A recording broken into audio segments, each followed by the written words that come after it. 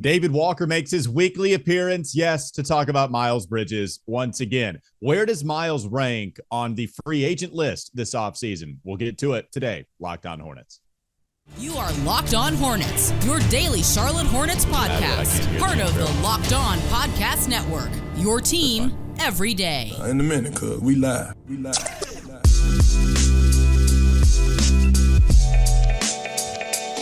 It's Locked On Hornets, part of the Locked On Podcast Network. It's your team every day. Thanks for making us your first listen. We are free. We're still available anywhere you get your podcast, and that includes YouTube. Today's episode is brought to you by FanDuel. You can make every moment more. Right now, new customers get $150 in bonus bets with any winning $5 bet. That's $150 with any winning $5 bet.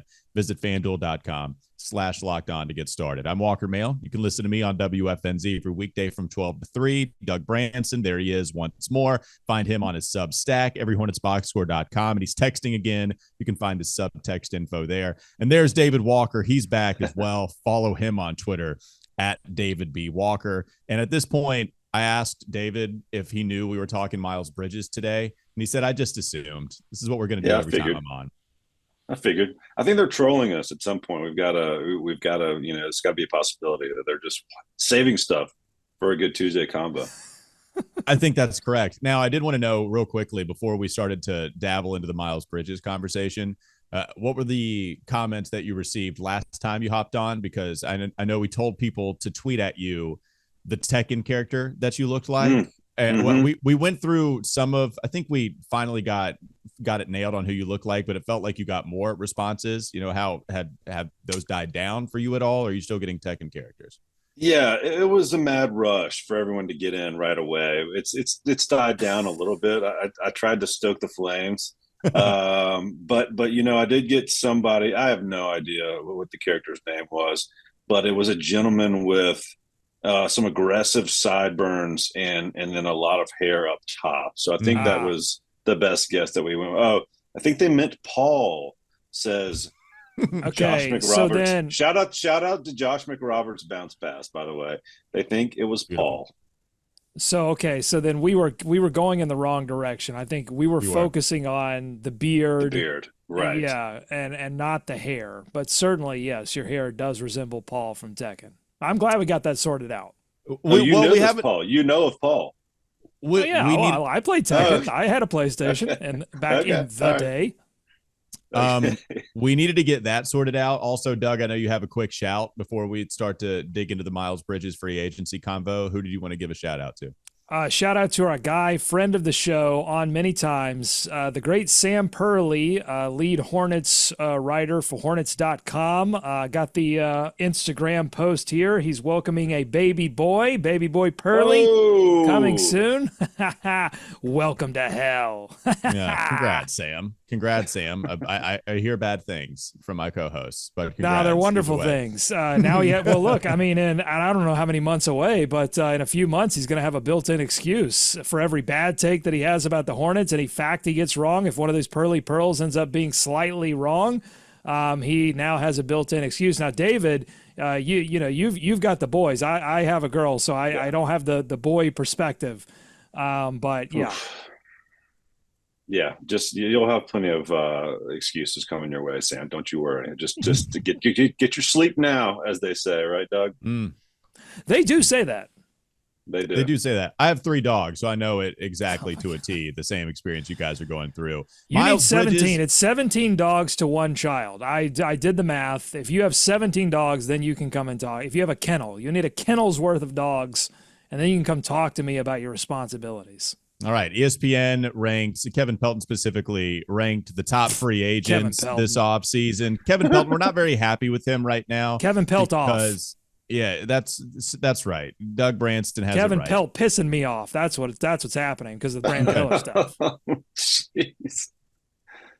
He's fiery today. Are you titillating still? No, I'm so titillated. All right. I didn't know if you were titillating or not. So getting to the ESPN list. Yes, this is Kevin Pelton. We're mad because he had Brandon Miller teetering on the outside of the top 5 rookies and how they finished last season. I think he eventually put him as number 5, but even still, we weren't pleased with him. He has Miles Bridges as the 16th best available free agent this offseason. And here's what he writes. Based strictly on basketball, we got to have that caveat with Miles these days, Bridges would be one of the summer's most coveted free agents. He's a versatile forward who is unrestricted at age 26 and has averaged 20-plus points per game during each of the past 2 seasons that he played. He played for the $7.9 million qualifying offer as a restricted free agent, making him unrestricted this year. And of course, we know about him having missed 92 games. Actually, he missed the entire 2022-2023 campaign, including the first 10 games of this year because of pleading no contest to a felony domestic violence charge. 16, David, we'll start with you. Does 16 feel about right, or does it feel a little low compared to the other free agents on this list? He's ranked behind D'Angelo Russell, Gary Payton II at 14, Gary Trent Jr. 13, Tobias Harris 12, just to name a few. Wow. Yeah, I mean, if it was just all about basketball, I would feel like he would need to be higher or above some of those guys. So I wonder if that's really true, because it's somewhere in the middle of the pack, but putting him below some of those other guys, I guess you're going to factor in age, expected salary. But as far as production goes, now, you never heard anyone talk about the Hornets last year, but you didn't hear a lot of Miles Bridges talk. And as we've discussed it, like, he was kind of the most consistent guy. He had a bit of some I think some career highs for his on-court play. So I just wonder if anyone is going to pay any attention to him this year. Anytime you hear people mention about suitors for Miles, it's always the Pistons. And then what's the one other team everybody always lumps in there? Indiana. It seems like the Pistons. Yeah, maybe the Pacers. It seems a little up, to be honest, for what Miles is, and I'm sure what the Hornets hope he can be. What do you think, Doug? I'm looking at this list and I see the name of the player, the team, the position, their status as a free agent, and then under that is projected WAR, wins above replacement. And that feels like how this list is ranked. It's just so simple... I'll go ahead and clarify that. He says by listing the top players available, he's using the multi-year, I'm going to try to pronounce this correctly, Shoney player projections. It's one of these things. LeBron. Hold on. Did you say like Shoney's? Like, are we at the breakfast bar? Yes, we're back in Catawba County. Schone, Shoney, however you want to pronounce it. Player projections. It's one of these catch-all stats, I would imagine, like Raptor, like LeBron, whatever. And that's what he's going off of. That factors in performance over the past 3 seasons, the development of similar players at the same age, as well as utilizing adjusted plus-minus data to incorporate value not captured by the box score. Bang, that's what he's basing it off of. Again, we're trying to why are we trying to capture value not in the box score? I like players that would actually have value in the box score, where points are scored, where rebounds are accumulated, where assists are made. Those are great. But yeah, I think so. If you take that number, then, I guess whatever fancy math that Kevin Peltoff has cooked up here, then I guess it makes sense that he's 16. But yeah, when you look at these players, I mean, a lot of these guys, Trent Jr., Payton, these are role players. These are bench players. These are not starter level players. Miles Bridges has some holes in his game that if the Hornets bring him back, they better be confident that he can fill those holes. If you're going to get 70-plus games from LaMelo and Brandon continues to stay healthy and Mark Williams recovers, then you're hoping some of those holes in his game either get hidden or filled up. And so, yeah, I mean, if you throw all that context in there, you say, look, this is a guy that is extremely athletic, extremely durable too. I mean, when we look at free agency for the Hornets, if you say, well, you're not going to go after Miles Bridges, and who are the best options? A lot of those options for the Hornets to either replace Miles Bridges or just to go out and get a free agent to maybe bring some backcourt defensive depth or some wing defensive depth or another center. A lot of these guys have injury issues, and Miles Bridges was an absolute Iron Man last year. So I think they have to take that into consideration as well. David, you had another comment before we moved on? Well, yeah, I mean, I guess if you create your list, you can kind of define it however you want to. And so, like, just looking at that's a whole separate conversation. I mean, one that kind of sticks out to me is like Anthony Melton at 6 and Pascal Siakam is behind him at 7. To me, Siakam would be one of the more sought after guys for the impact he made in Indiana. But like, I guess we're getting a little bit off the point here. I think to Doug's point, it's like, you know, if you're looking at the age thing, I mean, Malik Monk's at 10. Like, a lot of these guys have just been on bigger stages. That's a big piece of it. The Miles thing, I think there's still some question if he can ever be the super, super athletic guy he was 3 years ago. And that's, if he doesn't do it this year, then that probably won't happen. So it just does feel a little bit low when you talk about some of the guys ahead of him who you know what their holes are. But maybe that's the thing. I mean, maybe Miles is just, it's they're not quite sure what they'll get. Well, I have a proposal for this next segment. I think we play a little game of Miles or, and we go down this list and we say, Miles, if you could swap this player out right now and say, Miles, see you later, buddy, and welcome that player, for the Hornets. Yeah, the Hornets, yes. Miles or, we just play a little game of Miles or. Okay, that's coming up on the Locked On Hornets podcast. Don't go to sleep on the Hornets just yet. Nothing like producing the show while we're doing the show. Yeah, that's right. We have the Shoney's projections. We'll also have the Bennett's and Sagebrush projections coming up next on the Locked On Hornets podcast. Great scrambled eggs at Shoney's.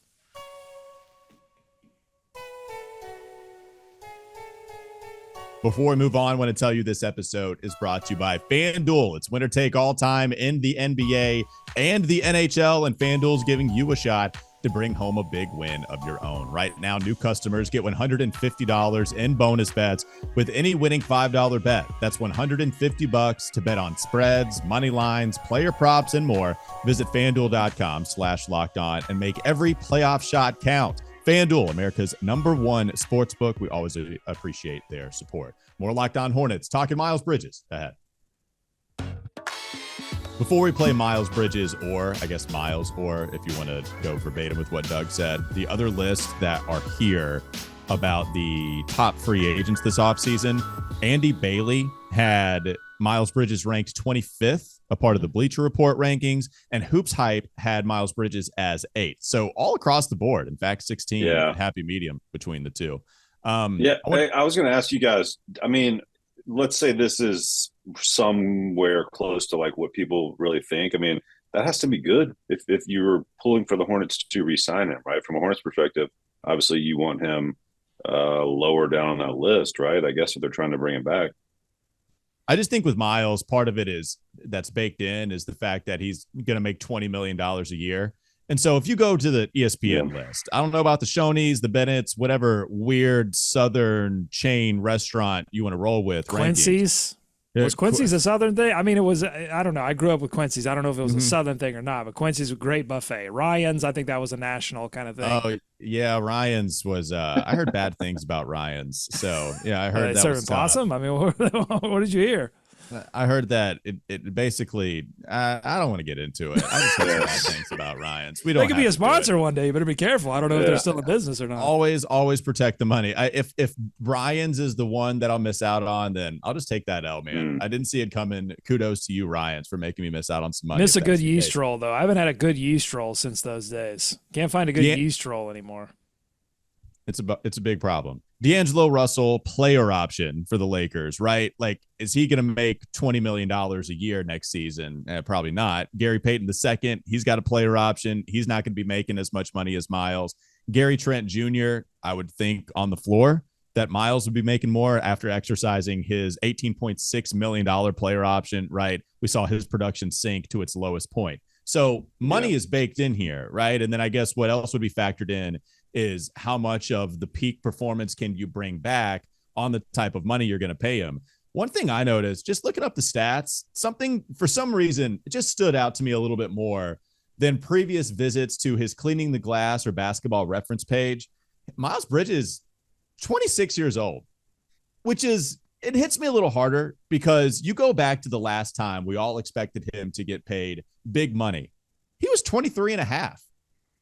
And so 26 isn't old. He's not old and decrepit out here in the NBA. Still relatively young, but also I wouldn't call him young in the NBA anymore. Like, he's just kind of solidly in his middle years.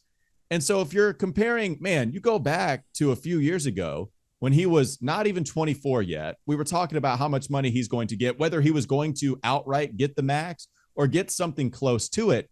Now here we are, like 3 years older, and that's a big difference on top of missing 82 games for one season, the first 10 games of this year.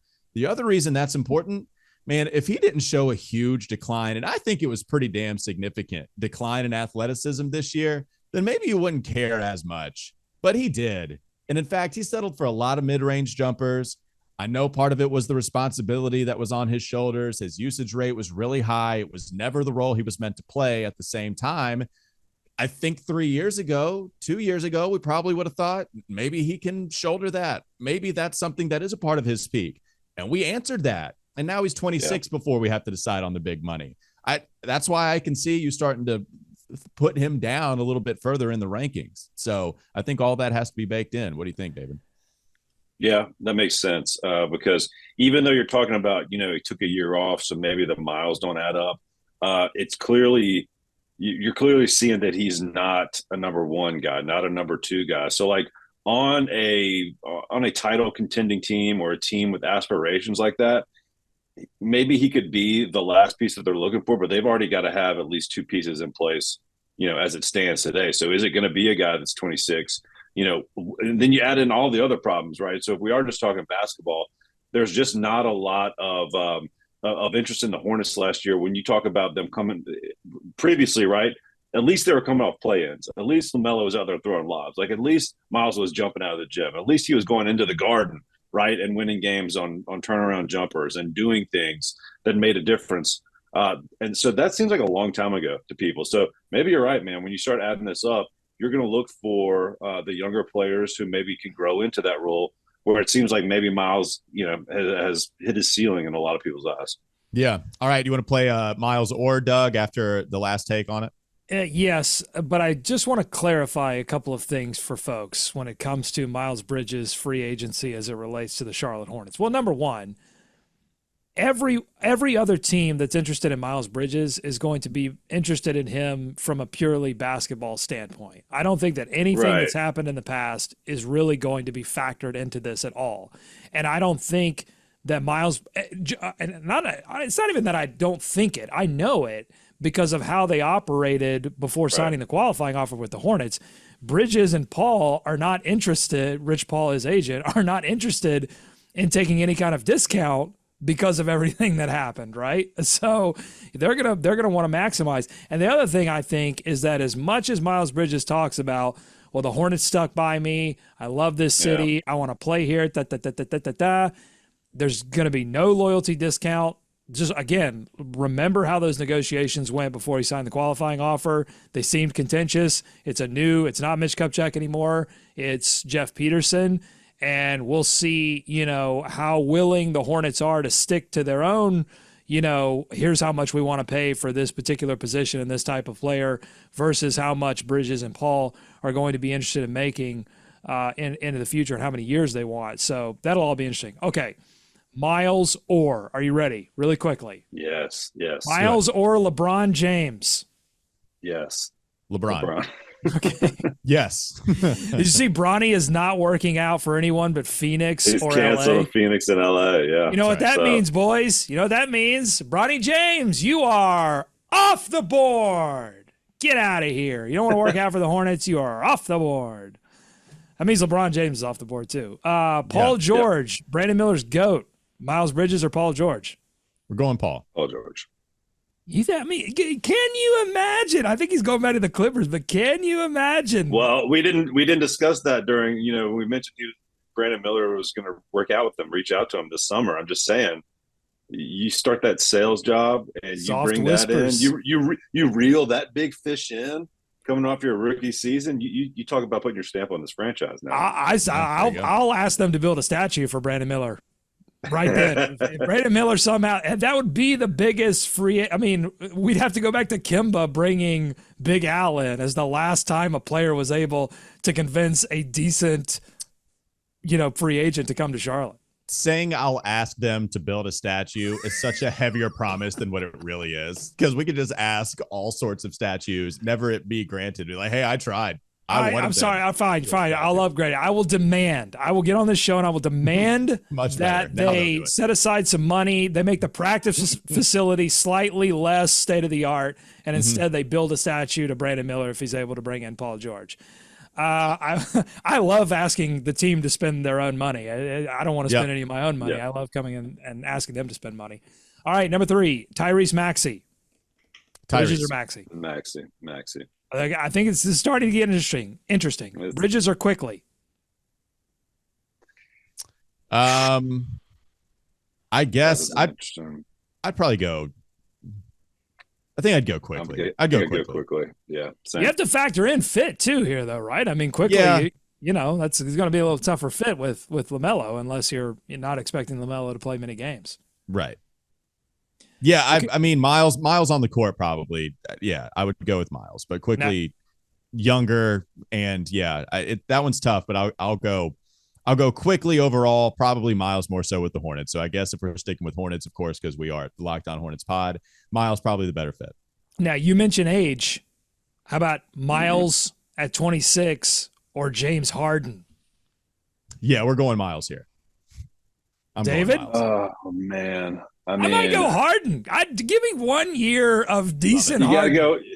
You gotta go Harden. 1 year of he transforms your team. Harden will get you closer to 50 than Bridges will next season. Guaranteed. Absolutely. Hey, that's fair. Yeah. Just what you're saying? Just 1 year? Yeah. Well. Okay. Probably. Okay. All right. 1 year of Harden. Well, what about 2 years? We'd all be fired after a year. So yeah, just be a year. Bye, Charles Lee. All right. We still playing, or do you want to move on to the next segment? Miles or Melton? Yeah, this one was weird because DeAnthony Melton seemed high at number 6 on the Shoney's rankings. I'd go Miles as well. Miles or Siakam? Siakam. I'm going Miles Siakam. Or Anunoby? Anunoby. I'm going Miles for durability, man. Fair. OG never stayed healthy, so I'll give Miles just a slight nod with durability. Miles, but OG's good. Or DeMar DeRozan? Yeah, Miles. Going Miles.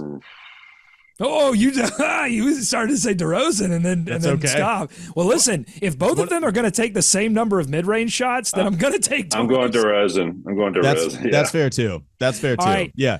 I'm going to tease ahead to this one. Don't answer. Don't answer. But this is the last one that we're going to do. It's the most difficult one. Miles or Monk? Find out next. It's not difficult for me. Coming up next on the Locked On Hornets podcast. Don't go to sleep on the Hornets just yet. Yeah, we'll have our Malik Monk answers on the other side. Plus, Doug brings another mock draft, all coming up in the final segment. Malik Monk, you teased it. So, Miles Bridges or Malik Monk, you guys know where I'm going with this. And fit be damned. Fit be damned. I just want him back. I wanted him back the entire time. Welcome home, Malik. I'm bringing you aboard. David? No, I'm sticking loyal with Miles here. Malik, the Malik Monk magic, it went west, and I think it stays out there. So whatever works for him out there, he's in a good situation. I think we keep Miles. Yeah, career high for Monk, 15.4 points, 5.1 assists, and was kind of in a weird playing zone with Sacramento, where sometimes they were playing him a lot, and then sometimes they weren't. Big game. He has that sort of big game quality anytime he steps on the floor. But with Bridges, you're getting a guy that can defend a wing. Malik Monk cannot defend anything. So many of the personnel, and we do this with the draft too, so much of the personnel decisions that you have to do with, do you want Brandon Miller at the 2 or the 3, and how much you care about that? Because even with Malik, as we bring him in, Malik's not happening. I mean, we can joke about it. He's going to make $20 million a year. That's going to happen. So Hornets aren't going to give that to him. So I love his offensive fit, even if it does mean moving Brandon to the 3, though. But how much do you want to keep Brandon at the 2 to have the crazy size in the backcourt with LaMelo and Brandon as your starting backcourt, your 1 and 2? That's a lot of length, where Malik doesn't have it as much. but also I think his game complements those two, like rim pressure and his playmaking for others. I mean, he'd fit in seamlessly offensively, in my opinion. So that would be great. You're not going to pay him $20 million. And you're right, defensively, you're going to have LaMelo and Malik in the backcourt defending, not something that I'd be excited about. So yeah, like it's all about fit with some of the draft guys, but it's the size and where you want Brandon playing. I think that's what you have to figure out before you start to make some of these moves. Now, I said Monk was going to be the last one, but I think we ought to end this with this one because it might legitimately be the decision for the Hornets when it all comes down to it if they want to replace Miles. And that's going to be number 12 on Peltoff's list, which is Tobias Harris, who had the mega deal for Philadelphia, is going to be much cheaper this time around. Yeah, that's where Yeah. You're still out. I'm still out on Tobias Harris. I mean, look, former Bobcat draft pick Tobias Harris just continues to steal money at a Nick Batum rate of thievery, in my opinion. So I think we know what Tobias Harris is. I think, I don't know. It's probably a little bit of homerism, but what are you doing with Tobias Harris? I mean, you can't be the third guy off of Maxey and Embiid up there, and when you need him, he very rarely delivers in clutch situations. Which good for him. There's not many clutch situations that have been around here in Charlotte. So I'm still going Miles just for homerism. It's funny, man. Here are Tobias Harris's stats, by the way. You give them to me. 17 points per game, 35% shooting from three on 3.7 attempts per game, 48.7% from the field. He shot 53.7% on twos, 87.8% from the free throw line, 6.5 rebounds, 3 assists. Sounds awesome. Those sound really so good. On 70 so starts. And 70 starts. I know. But David, look, you make a good point about him stealing money from other franchises, but wouldn't that be the ideal way for the Hornets to acquire Tobias? Because it always happens in the reverse. Where a Nick Batum or a Gordon Hayward, they steal money from Charlotte. Now, Gordon Hayward, I don't know if you saw Sam Presti was like, oops, my bad. They asked him about Gordon Hayward. He was like, that one's on me. I would love to know the scuttlebutt on that. Like, what happened when Gordon Hayward showed up? What happened with it must have been like all the guys in the locker room were like, nope, I want to play with that guy. Yeah, isn't he like the only guy that wasn't out there in those like group interviews with the entire team? There was that. It's crazy. I don't know. There was that. By the way, me rattling off those stats, it wasn't even necessarily a disagreement, David. It was just that's the narrative around Harris right now. We all are so soured on him, but the stats, they display a really good basketball player, and once he's paid 100%. Appropriately, it feels like he could be really useful. Just don't depend on him in the postseason. But you're right. Like, it's a weird way to think about him. And if they could save several $1 million that could be, again, invested into, a center that can shoot or another wing defender or, more depth at point guard.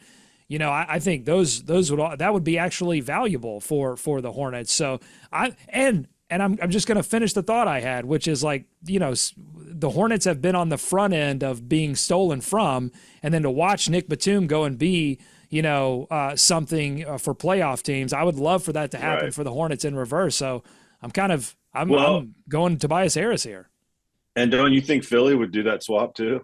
I mean, at this point, they would certainly probably swap out Miles for Tobias. Could be sign and trade potential. You'd have to pay. Then you'd be paying, but you would at least get an asset or something back. The big question is how much are we talking with Miles? Like, does this thing get bigger than what does the money get bigger than what we're actually talking about right now? Because I would say like 25 annually is kind of the big mark I'm looking at. So can you save 10 or even more by bringing in Tobias Harris? And if that's the case, you're talking about a real player coming in at what, 10, 12 a year? Or if you wanted to divide that up for more depth, I probably would just spend it on one player or something close to it. But yeah, that's real savings for a player that statistically was better last season, but you're also getting somebody 6 years older. It's how much are we talking with Miles? If this thing starts to tickle 30 annually, then buddy, that scares me.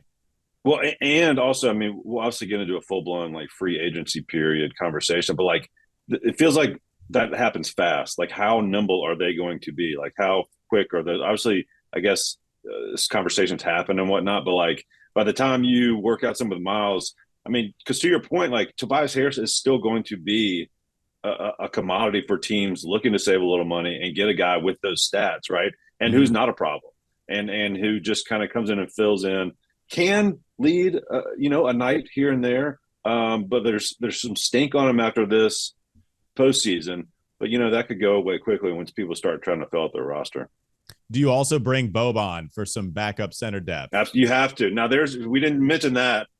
So that's an easy Boban. Toby and Bobby is how you want to go with that, for sure. Yes. Toby and Bobby. Team B. I like it. Yeah. Me too. I got a mock draft. I got to get it. I'm contractually obligated. I will say, though, Peterson and company, that and these new owners, they're young, they're spry, they seem decisive. It took them a few seconds to get Charles Lee, but they landed the guy that everybody thought they should land. And so, like, I'm legitimately excited about this free agency because I don't. Yeah. So much frustration. They know their number? I mean, do you think they have their baseline, or you think they have their budget for Miles? I mean, is that their number one first goal, right? They've got to have that, right? No, I hope so. Totally. I think they're going to explore the possibility of bringing him back. And I think they have a number which, all right, there's our ceiling. If he wants to go beyond that, or if Detroit wants to go beyond that, or Indiana wants to go beyond that, then maybe we can, explore a sign and trade situation. But yeah, totally. All right. What's the mock draft here, Doug? Okay, this one is from Hoops Hype. The author is Michael Scotto.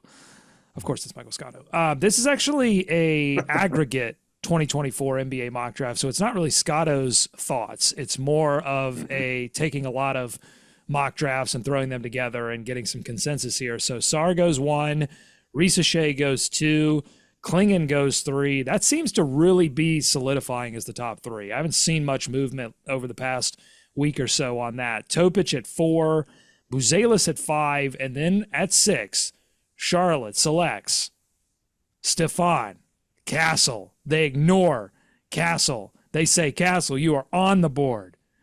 What do you think? David, what are your thoughts on that? I don't know if we've gotten your Stefan Castle thoughts with him wanting to play PG. We haven't, and I'm glad that I came on to clarify these, because you do not let that affect you. Okay. You draft him if he's your guy. Workouts be damned. Threats. Let's just start off this new regime, throwing down the gauntlet and bringing a guy in. Yes, Doug. Yes. We can look, there's going to be point guard minutes, baby. We can mix this up. We can play with a few things. And I think if you do that, you're selling him on this vision of the current NBA where you need multiple guys to handle and create and generate offense for other players. Just because he may not be listed as the starting point guard in the program, the program for you younger folks was a document bounded together, right? It was paper, and you would go in and you would look to see who's playing. So yeah, I ignore his threats. Now this is big talk for me. We may get closer to the draft and I'll get major cold feet, but for right now, I think Castle is the number one guy you want to bring in, especially if all those other guys are gone. And I think he would be a great fit, regardless of his current feelings. Here's what frustrates me, and you're not frustrating me, David, to be clear, because I think you've been consistent on this. I think the fan base, parts of the fan base, have been less consistent on this idea of finding fits for LaMelo Ball, because when I was driving the scoot wagon, people were up in arms about, well, you can't do that. And now all of a sudden, he hurts his ankle for the 17th time and runs over a kid's foot, and all of a sudden now we got to throw out the fit and draft a guy who doesn't want to be here. And I say, phooey on that. Well, it's funny because we do just kind of, this happened. There was actually a lot that happened over the past year with LaMelo. And allegedly, I'm sorry, I didn't say allegedly ran over a kid's foot in his car and then has a Cybertruck now. That's true too. You didn't mention, by the way, we talked about this. We talked about him getting a truck. David, Walker says, I didn't see the report, or I didn't see the social media post. Walker tells me that he's got a truck and doesn't mention that it's one of these Tesla Elon Musk Cybertrucks. Oh, LaMelo? Yeah, he's got a Cybertruck. I've seen some on the streets of South Charlotte. I wonder if that's him. It's silver though. Is his silver? Was it driving on the sidewalk? Was it? Allegedly. It's like this black and silver camo is what it is. So it's not even all silver. It's and he's got the LaFrance wrap around it. So of course. there is that was stupid on my part. It's no wondering if it's LaMelo's Cybertruck. Yeah, garbage can down the I haven't seen that yet. My last Castle thought, I agree with you, David. Like I feel like we spin zone this into a positive. I don't think it's bad that when he said those things, I was trying to make sense of it. But man, if Castle's not going to start anyway, right? I find it hard to believe any of these rookies are going to come in and start, which maybe is another segment topic for another show. But I don't think any of them are going to come start. So if Castle's coming off of the bench, it's not like we've had too many ball handlers on this squad.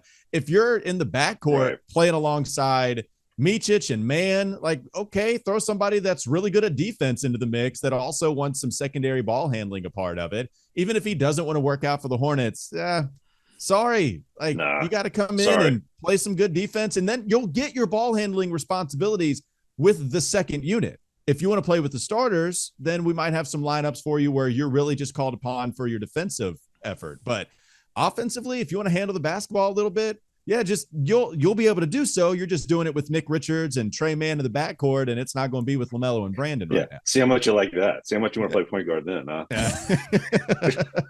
We want to draft him just to teach him a lesson almost. That's what it seems like. But by the way, if Steve Clifford were still coaching this team, I think this would be a lot different conversation. I think it would be an absolute no. You have to avoid it because then there would be serious conflict with Lee. I think we don't know. It's kind of a question mark how he feels about playing these young guys, but he would have, I think he would have a better chance at having a rotational role within the context. But I think, as much as Clifford had experience with Mann and Micic and he praised those guys, I think he would have gone with them in a rotation over a Castle, whereas Lee, I think it's going to be more up in the air. Yeah, but with Castle, at least he's so good defensively. That's what would get you playing time for Cliff. That would be a weird experiment. True. That would be a weird one. All right, that'll do it for Locked On Hornets. We're titillating, folks. Thanks for making us your first listen. We're free and available anywhere you get your pods. The titillating Doug Branson on his Substack, everyhornetsboxscore.com. You can listen to me, WFNZ, every weekday from 12 to 3. Follow David Walker on Twitter. It's really simple. Just follow him on Twitter at David B. Walker. Thanks again for making us your first listen. We'll be back with you tomorrow.